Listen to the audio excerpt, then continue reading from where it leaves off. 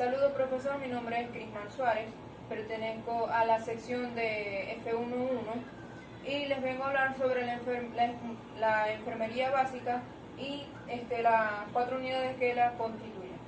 La unidad número 1, evolución histórica de la enfermería. En esta se divide en 4 etapas. Etapa doméstica, que era donde le asignaban tareas del hogar a las mujeres, el mantenimiento del fuego, la preparación de alimentos y la práctica del bienestar y el alivio para los miembros de su hogar. También ellas realizaban la recolección de vegetales para buscar cuál era la porción curativa de cada vegetal y así conocer las propiedades del mismo, las propiedades medicinales.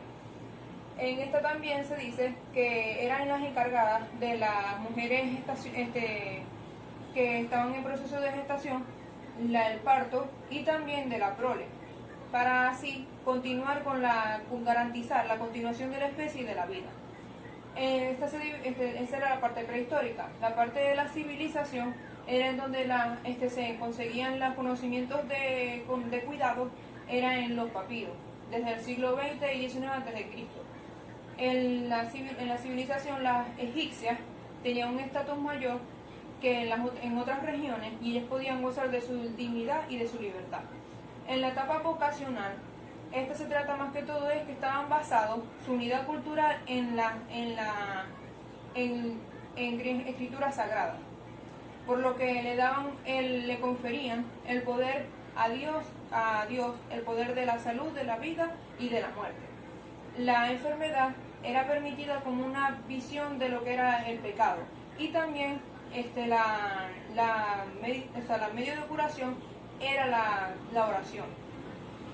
En la etapa técnica, la institucionalización del cuidado va más allá de lo que era la profesión, sino que se dejaban guiar era por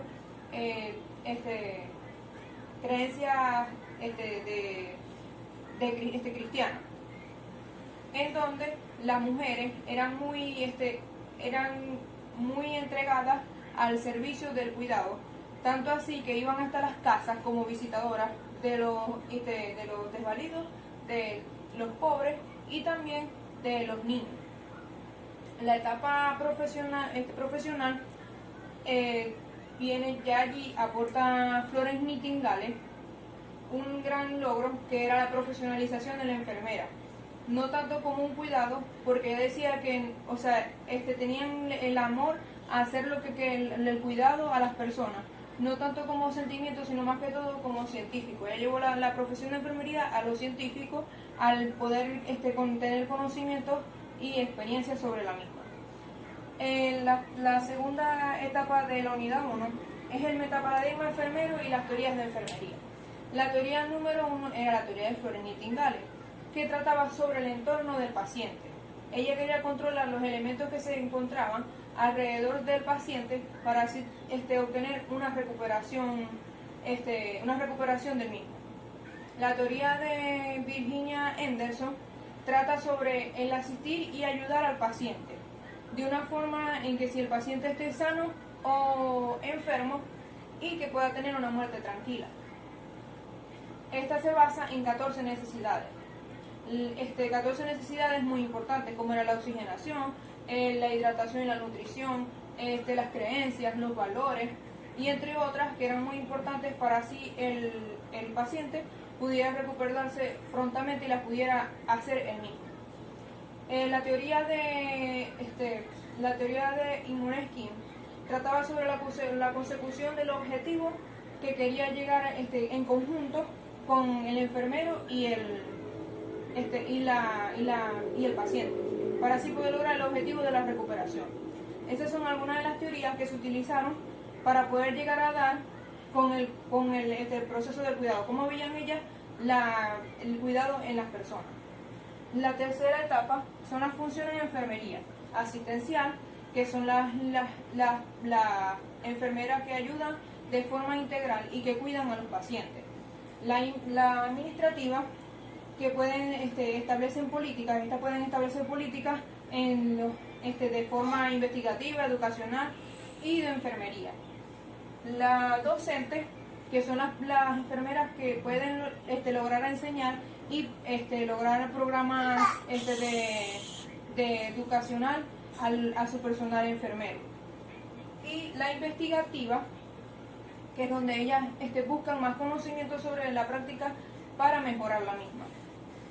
Luego viene la unidad 2, etapas del proceso de la nueva enfermedad. La primera etapa es el prepatogénico. Ocurre antes de las manifestaciones clínicas, por lo que empiezan a buscar los factores de riesgo entre el medio ambiente, el agente y el huésped.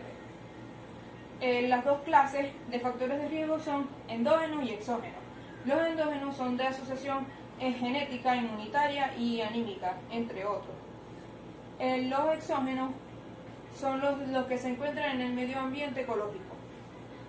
La segunda etapa es el pantógeno subclínico.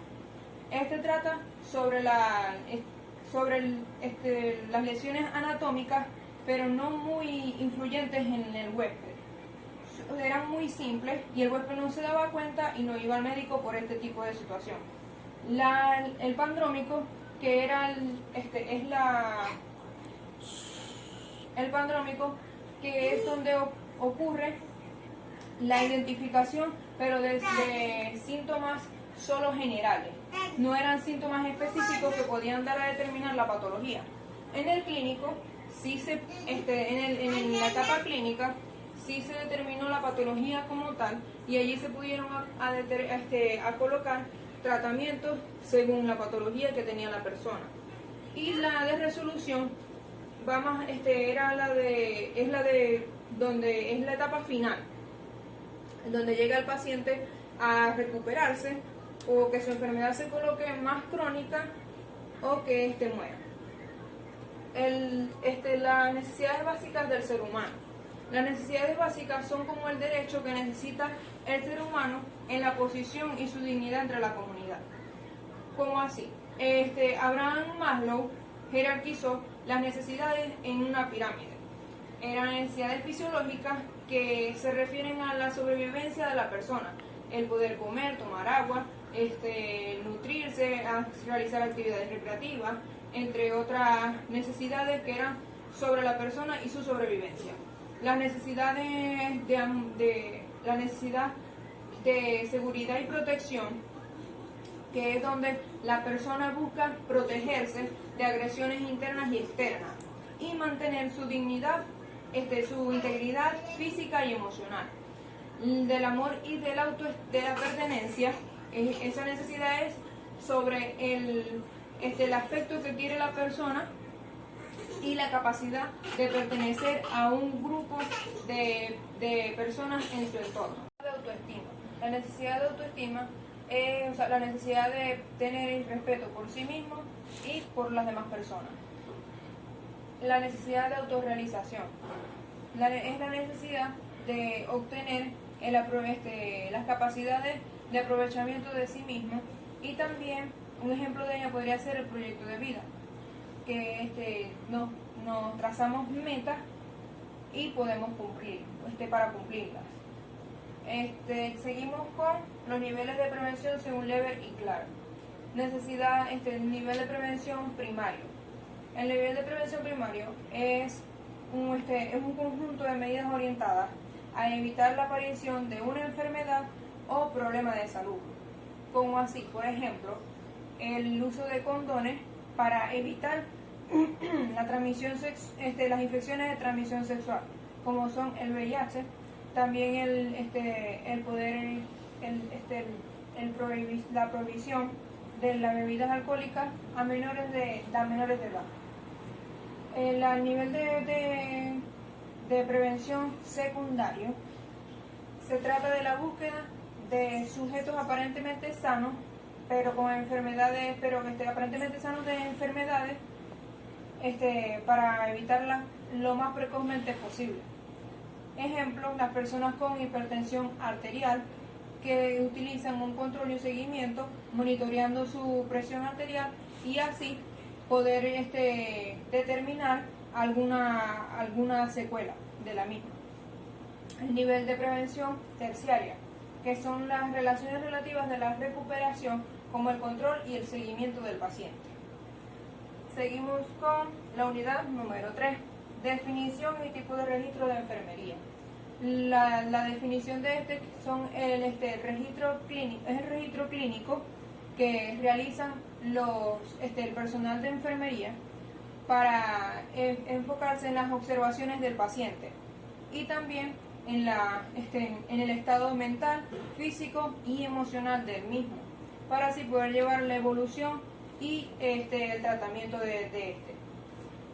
Existe una variedad de tipos de formatos, como lo es la historia clínica de enfermería, que es donde se recolectan todos los datos básicos de la persona y su patología, la tarjeta para rotular soluciones, la hoja de control de signos vitales, también la tarjeta de medicamentos y la tarjeta de tratamiento. El proceso de atención de enfermería es un método que estudia la calidad de atención del individuo, de la familia y su comunidad. Se distribuye en 5 etapas. La valoración que es la recolección de datos del paciente. Después del diagnóstico del paciente, saber cuál es su patología, el planeamiento del cuidado, cómo vamos a planificar el cuidado del paciente, cómo se puede cuidar dependiendo de su patología, la ejecución, que allí es donde vamos a ejecutar el plan de acción que ya habíamos realizado, y luego la evolución del paciente, es decir, los resultados que se consiguieron por medio de estas etapas. Luego viene los principios legales de práctica de enfermería y la estructura sanitaria del Estado venezolano. La estructura sanitaria del Estado venezolano se divide en 2 partes: la salud pública, que esta está constituida por el Ministerio del Poder Popular para la Salud, instituciones descentralizadas e instituciones de seguros sociales. La principal es la Instituciones de Venezuela de Seguros Sociales, la Institución de Prevención Social de las Fuerzas Armadas y la Institución de Prevención Social asistencial del Ministerio de Educación, Cultura y Deporte. Estas se encuentran cotizadas por el gobierno y tienen a su disponibilidad una variedad de ambulatorios. En la salud privada, que se trata sobre los servicios, la salud privada que se trata sobre los servicios que prestan a instituciones privadas, como lo es instituciones públicas e instituciones privadas, como lo es el petróleo, la institución pública de Petróleos de Venezuela, que ella contrata servicios privados para sus trabajadores, pero este pago se hace de forma directa. Seguimos con la unidad 4, generalidades sobre bioseguridad. La bioseguridad es un método y es una norma y un método de proteger a la persona o al auxiliar de enfermería o cualquier médico del ámbito de salud, para así poder protegerlo de cualquier infección por bacterias o virus. Esta se clasifica en 4 partes: la barrera de protección, que son los materiales que se utilizan para poder protegerse de virus, de bacterias, de hongos, que son de tipo de los guantes, las mascarillas, el gorro, las botas, las batas, entre otros. El lavado de manos, que se hace de una forma en donde debemos lavar las muñecas y las interdigitaciones, las yemas y las uñas, las yemas de los dedos y las uñas. Esto se realiza antes de tocar al paciente en del líquido en la exposición a líquidos corporales del paciente y después de tocar al paciente. También se realizan métodos como la antisexia y la asexia. Signos vitales. La frecuencia cardíaca es uno de los signos vitales en donde se va controlando la circulación de la sangre, de la sangre por medio de la palpación en una superficie ósea. Por ejemplo, la radial, la cubital y la braquial. Frecuencia respiratoria. Esta se da en un proceso de ciclo de la respiración. O sea, se observa a la persona en un proceso de inspiración y seguido de ella la expiración por 1 minuto. Si no es muy probable, este proceso de observación se realiza de palpación y también se puede realizar de ocultación con el fonendoscopio. En la presión arterial trata sobre la circulación de la sangre o la presión de la sangre que va en el ciclo cardíaco.